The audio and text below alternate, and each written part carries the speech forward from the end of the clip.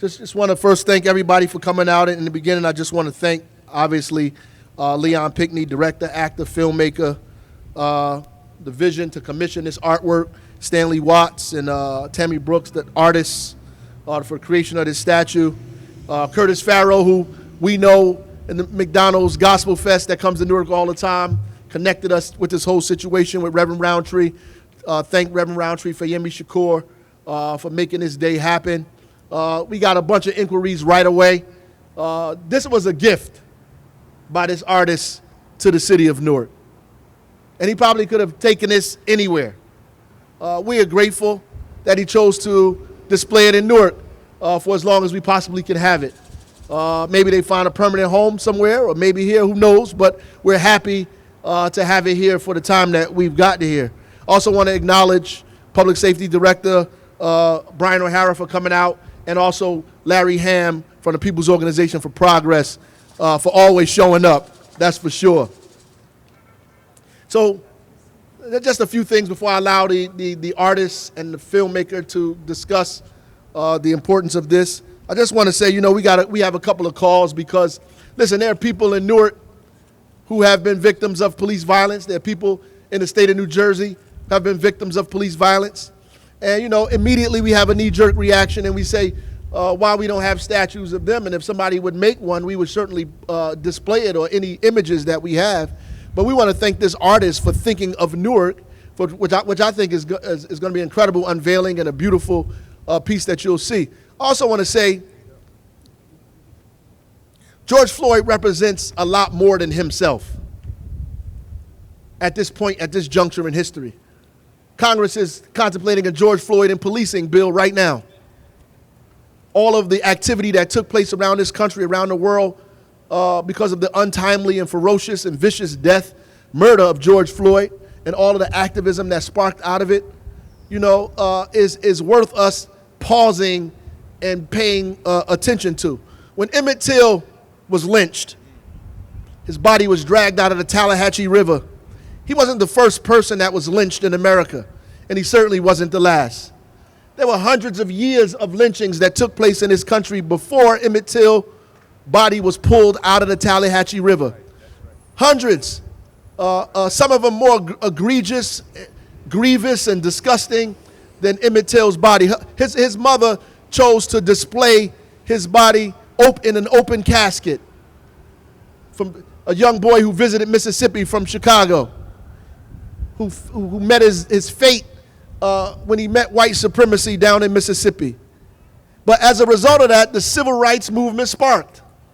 All kinds of activism was elevated and expedited because of the death of Emmett Till, but more importantly because of the activism of his mother and the activism of the organizations that made Emmett Till's death that much more salient for all activists throughout the country. And we believe George Floyd has the same impact that today as Emmett Till's death did then. So we're proud. I'm happy. When it came to me, there was no contemplation, no trepidation. I said, yeah, why not? We should have it here. Let's do it in Newark. And hopefully when people walk by and they see it and they participate in it, and hopefully it inspires them to become active in the struggles that are happening right here in Newark and right here in New Jersey. And right now in New Jersey, we're fighting for a civilian complaint review board right now at the state level. And we want them to pass it the way we want it to be passed before the summer is over. And we got some commitments from a couple of people, but we need our bill passed. We want the law to be a civilian complaint review board with investigation and subpoena power right here in the city of Newark. And every city in the state of New Jersey has the right to have one. So we're fighting for that right now as we speak. So get involved in that. I was inspired the night that George Floyd was murdered, and thought that we should have a statue of him, not to honor anything that he has done in his life, nor anything that we have done, but to honor his humanity. And by honoring his humanity, we honor every single other person's humanity. But truthfully, I was kind of disappointed throughout the years because I thought that no one marched for African Americans except for African Americans when we needed to go through some powerful changes. they march for whales and dogs and cats and tigers and lions, but not for us. And so when George Floyd passed during such a horrific pandemic, and people who had the opportunity to watch it on TV and saw what we've already known all these years, and they came out and began to march, the Caucasian people took it upon themselves and began to march like they never did before. And I felt proud about that.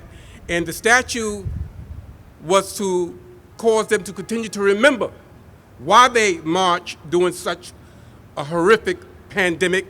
And I didn't want them to go back to the status quo. So I called Stan and I beat around the bush, but I wanted him to create the statue.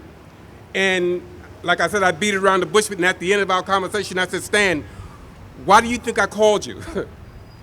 And he took a beat, and he said, because you want me to create a statue of George Floyd. So I knew that God was with him, because he was able to feel and read in my spirit what I needed and what we needed.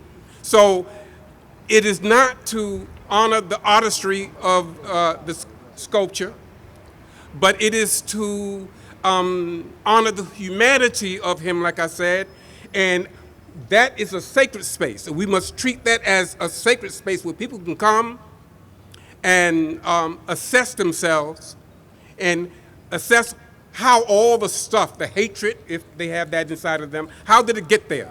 And nonetheless, I was asked by Leon, and I want you to know, I told him, I'll know whether I'm to do this in 2 hours. And I said, I'm going to take Martin Luther King's head, the clay. I have done a Martin Luther King that went to Patterson, to New Jersey. And I took that clay and I said, I'll call you back in 2 hours. And if God wants me to do this, I'll know, because God works fast through people. Artists have the ability to display whether or not the Spirit is with them. And so I took that, I washed it off, the dust off of Martin Luther King, and I started to build George Floyd, and I sent him a picture in a half hour, and then an hour, and 2 hours later I said, I believe I'm supposed to do this.